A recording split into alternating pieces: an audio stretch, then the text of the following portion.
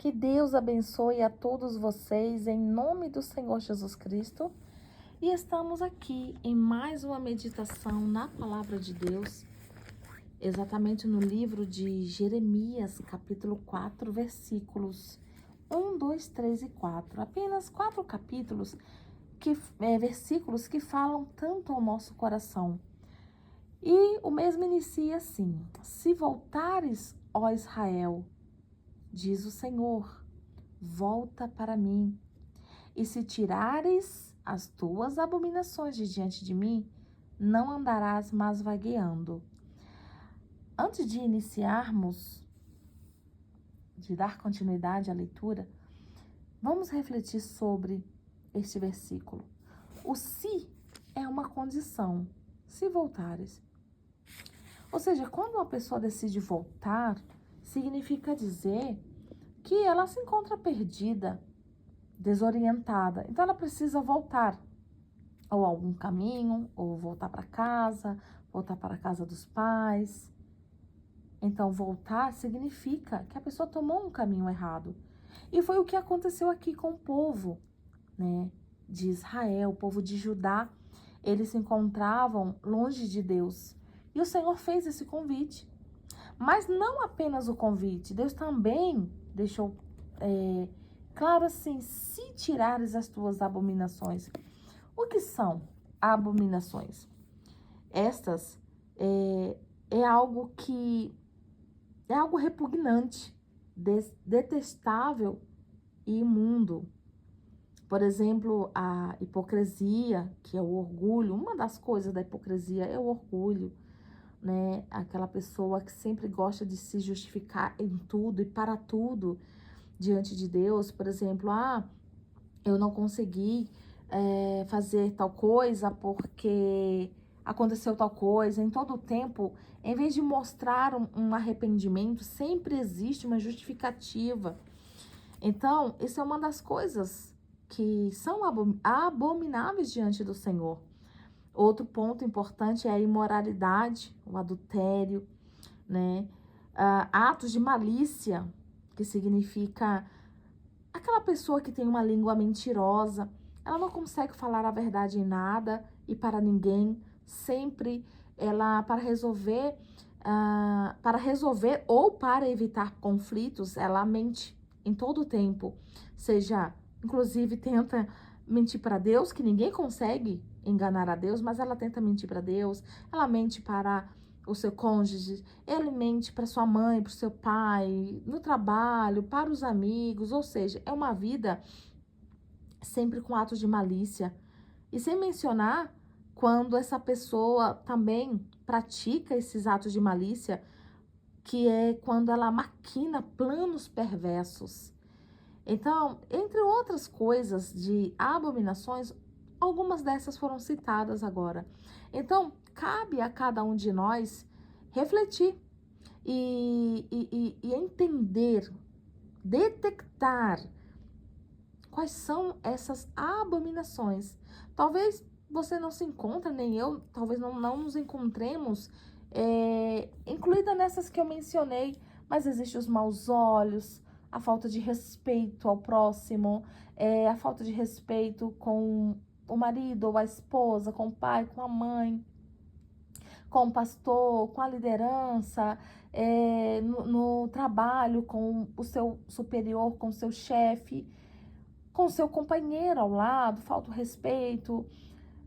Então, assim, tudo isso são pecados, são abomináveis diante do Senhor. Mas ele disse que se nós tirássemos todas essas abominações, não andaríamos mais vagueando. Ou seja, Jesus, Deus, aqui era Deus, o Senhor que estava falando com o povo. Ele irá te aceitar se você abandonar isso que foi citado e outras coisas que vêm à sua consciência, porque cabe a cada um de nós ouvir a nossa consciência. Então, é de se pensar. E a palavra continua dizendo: e jurarás, vive o Senhor na verdade, no juízo e na justiça, e nele se bendirão as nações, e nele se gloriarão.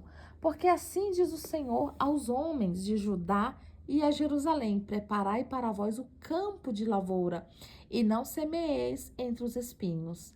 Circuncidai-vos ao Senhor, e tirai os prepúcios do vosso coração.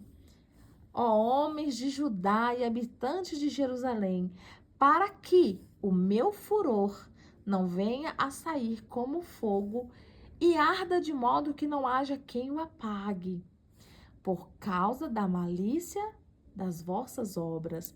Ou seja, no versículo 1, o Senhor fez um convite e falou que se tirássemos as abominações, não andaremos mais vagueando.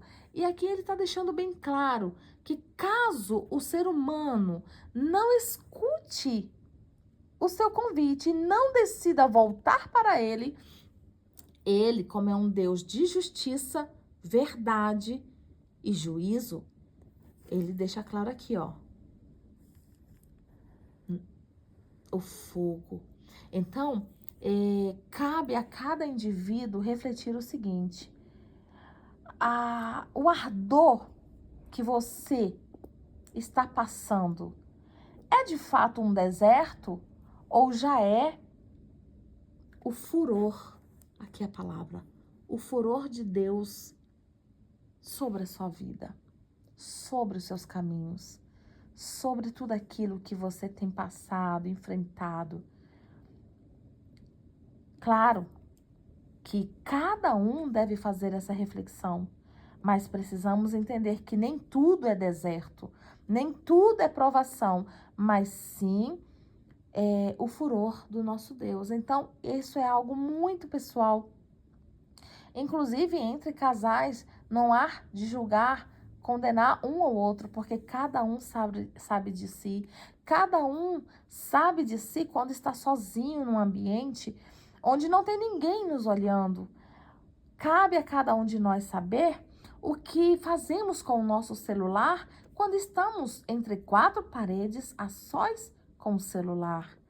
O que estamos vendo, o que estamos assistindo. Quando você está no trabalho onde o seu parceiro, a sua parceira não está, a sua esposa, o seu marido não está com você.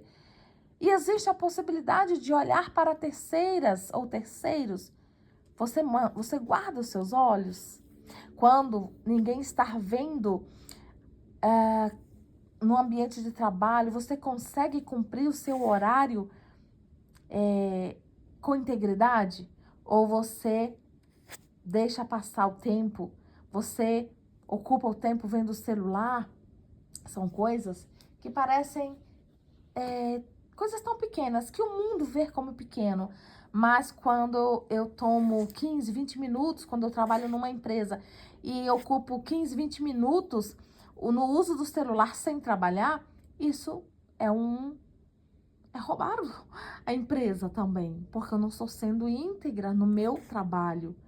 Então, são atos que, entre aspas, são considerados, são citados como normais, pequenos, mas diante do Senhor são abominações. Então, cabe cada um de nós refletirmos sobre nossas ações, sobre o nosso caráter, sobre a nossa consciência. E uma vez detectando as abominações, retirá-las, para que possamos voltar-nos para o Senhor e não mais vagueando. Ou seja, quando a pessoa ela volta ao caminho, ela encontra paz, segurança, serenidade, a paz de espírito entra. Então, eu quero que você pare um tempo para pensar neste dia, reflita. Reflita sobre os seus caminhos, reflita sobre a sua vida para com Deus, para com o seu ambiente, o seu trabalho, sua família, seu marido, sua esposa, sua mãe, o seu pai. O que você está fazendo da sua vida? E uma vez detectando isso, volte-se para o Senhor, porque Ele é Deus misericordioso, Ele é o Deus que não quer aplicar o furor dele. Se você decide aqui, isso aqui não é para você e nem para mim, porque o furor dele só é derramado com fogo sobre aqueles que não voltam para Deus. Então fica aqui essa palavra simples, singela, mas que tocou muito ao meu coração neste dia. Hoje foi a minha meditação aqui neste dia de segunda-feira. Estamos iniciando mais uma semana do ano de 2025 e o Senhor pediu para compartilhar com todos vocês. Que Deus os abençoe rica e poderosamente, abundantemente. Até a próxima!